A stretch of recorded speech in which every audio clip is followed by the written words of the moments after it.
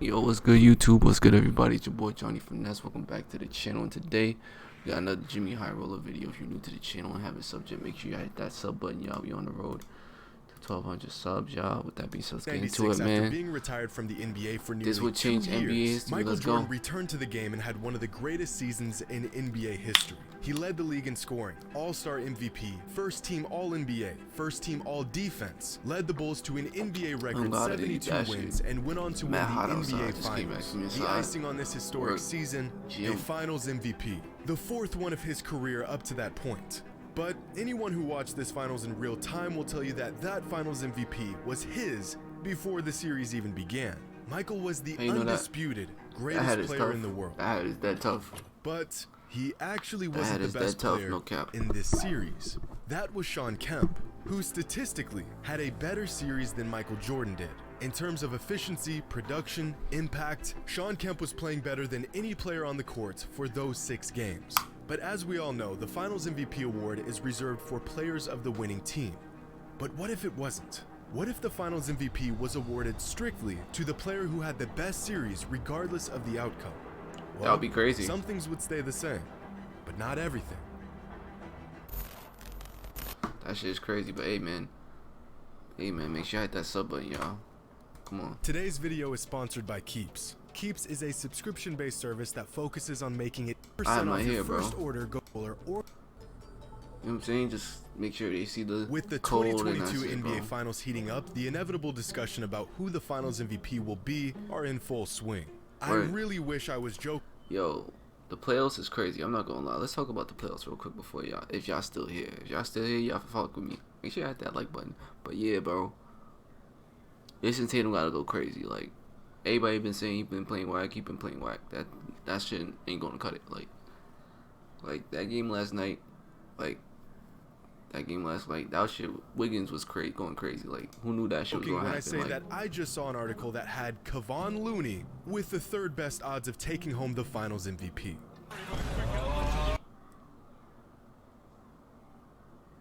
What? How is he? That's a rumor, bro. But the real discussion here is if Stephen Curry will win his first Finals MVP, because now in his 6th Finals appearance, he still doesn't have one.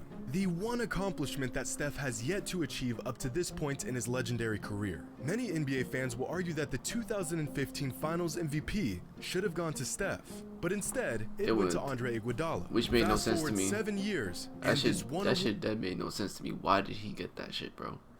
Why did he get that shit? Award continues to be up for debate. Did Andre Iguodala truly earn that Finals MVP? Hell no. Or was Stephen Curry robbed of the most coveted award in basketball? Well, according to the numbers, if the award truly went to the most valuable player in the finals, then it shouldn't have gone to Steph. But it also shouldn't have gone to Andre Iguodala. It should have went to LeBron. The reality of living with moderate to severe ulcerative colitis or Crohn's disease should have gone to LeBron James. Because for those 6 games, LeBron was by 30-point triple-double, basically, nigga. Like, how did he get this, bro? Far the best player on the court. By no means was anyone else playing even close to the level LeBron was at in the 2000s. Because he guarded him? Like, he guarded him and averaged 35? You gave him an MVP for that because he averaged 35? Like what? 2015 Finals. Imagine an NBA where losing in the Finals did not disqualify players from being crowned the Finals MVP. I mean, the award is the most valuable player award, not the most valuable player on the winning team award. So, what would that look like? How different would things play out? And how would the legacy of countless players be altered forever? Okay, now stop imagining, because I've crunched all the games, awards, and data to find out. By combining each player's box plus minus and each player's game score, we can get a Finals MVP score. Of course, there are things a player can do that won't show up in the numbers, but this Finals MVP score will give us a really good idea of a player's total impact throughout a Finals series. Now, I went through the dreadful process of finding the Finals MVP score for every player in every game in every Finals series since 1985 to find the rightful winner of every Finals MVP for the last 37 seasons. I was about to say 40. If the Finals MVP was awarded to the player who played the best in the Finals regardless of the outcome, it would look like this. Out of the total 37 Finals MVP, if losing in the finals didn't disqualify the players, 1, 2, LeBron would have got 3 of them. Dwayne Wade, Kobe would have got 2. Kobe got those. He earned those. Magic Johnson would have got 1. Sean Kemp would have got 1. Chauncey Billups, damn. Awards, 9 of them did not go to the player who played the best in that final series. But let's take a closer look at this, because there's some really interesting information here. Of the 9 Finals MVPs that should have gone to a different player, 3 of them should have gone to LeBron James. 3 of them. In an alternate universe where losing in the finals doesn't automatically disqualify a player from winning Finals MVP, LeBron James would have 7 right now, the most in NBA history. That would have been crazy, no cap. He outplayed everyone on the court, but the Finals MVP went to Kevin Durant. In 2015, he had the best series among all players, but the Finals MVP went to Andre Iguodala. And in 2014, he was easily the most valuable individual in the finals, but lost the Finals MVP to a 22-year-old Kawhi Leonard. Now, in the 2011 finals, Dirk Nowitzki had one of the greatest individual playoff runs in recent NBA history. But according to the numbers, and please, go easy on me, I'm just the messenger, Dwayne Wade was the most valuable player in that finals series. D-Wade averaged more points, more assists, more blocks, more steals, was a far... Sheesh. See, I never knew that. I ain't gonna lie. I never knew that. Far more efficient scorer and was far better on defense. In my opinion, Dirk's finals performance was one of the best I've ever seen. And yet, the numbers suggest it was one of the most underwhelming finals MVPs in nearly 40 seasons. But if that's not crazy enough, here's something you don't hear every day. Ray Allen should have been a Finals MVP, because unlike the players we've listed so far, Ray Allen was actually the best player on the winning team in the finals, and still lost the Finals MVP to his teammate Paul Pierce despite having the best series among all. That was dick ride. That was dick ride. Same thing with the Iguodala shit.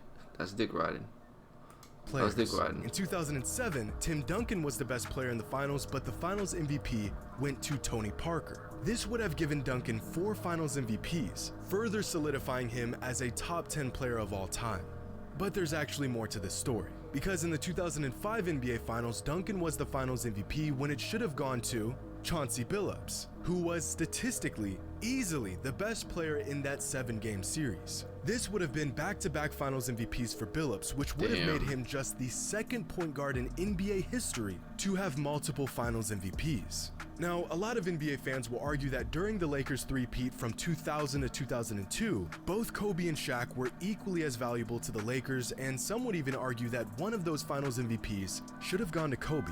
But the numbers suggest otherwise. In fact, the gap between Kobe and Shaq in those 3 finals... Sheesh.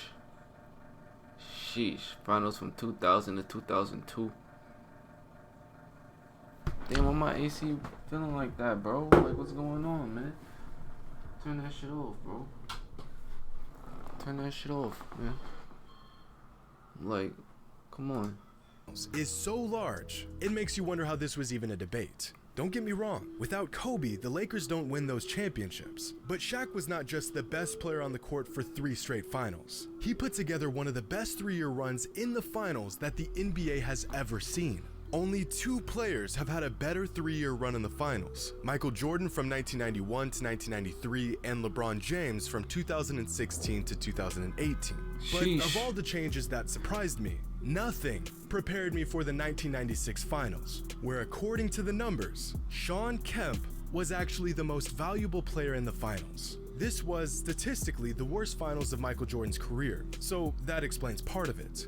But never, ever would I have expected Shawn Kemp's performance in the 1996 NBA Finals to be more valuable than MJ's. But it was. Kemp was more efficient and productive on offense, and he had a larger impact.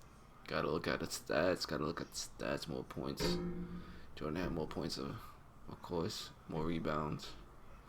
Kemp. Impact on defense, which means that Shawn Kemp was the one and only player to ever outplay Michael Jordan in the NBA Finals. Words that I thought would never come out of my mouth. Fortunately for Jordan, this Finals MVP was awarded to him, and his picture-perfect Finals reputation stayed intact. Some more interesting information I found out throughout this experiment was that Giannis's 2021 finals performance was the second greatest performance since 1985.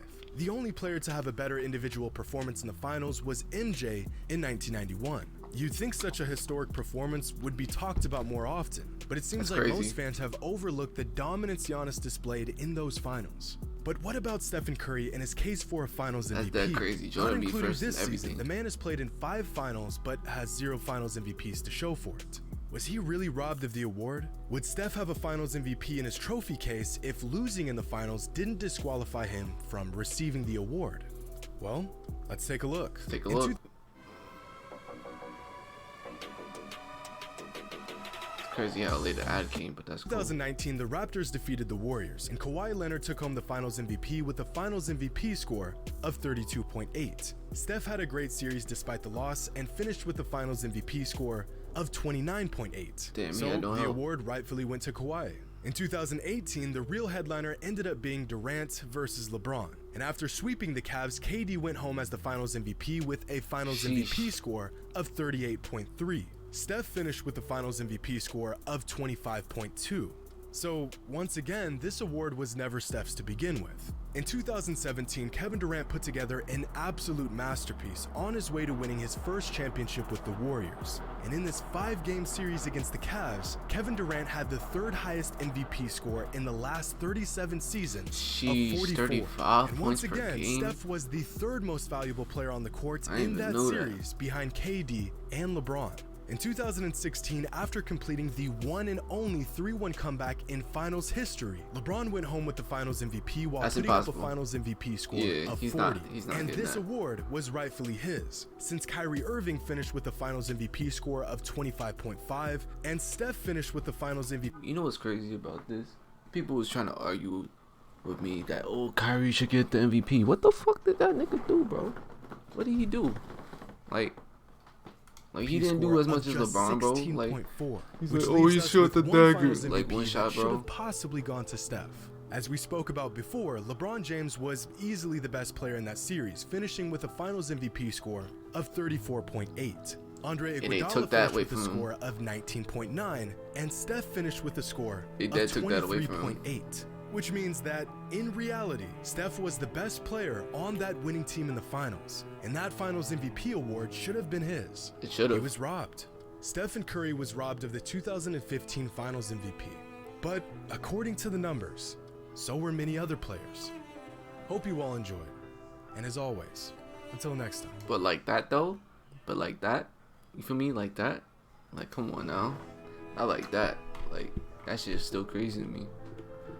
Man, if you enjoyed the video, make sure y'all hit that like button, make sure y'all hit that subscribe button and stuff, man. I'm gonna see y'all next one.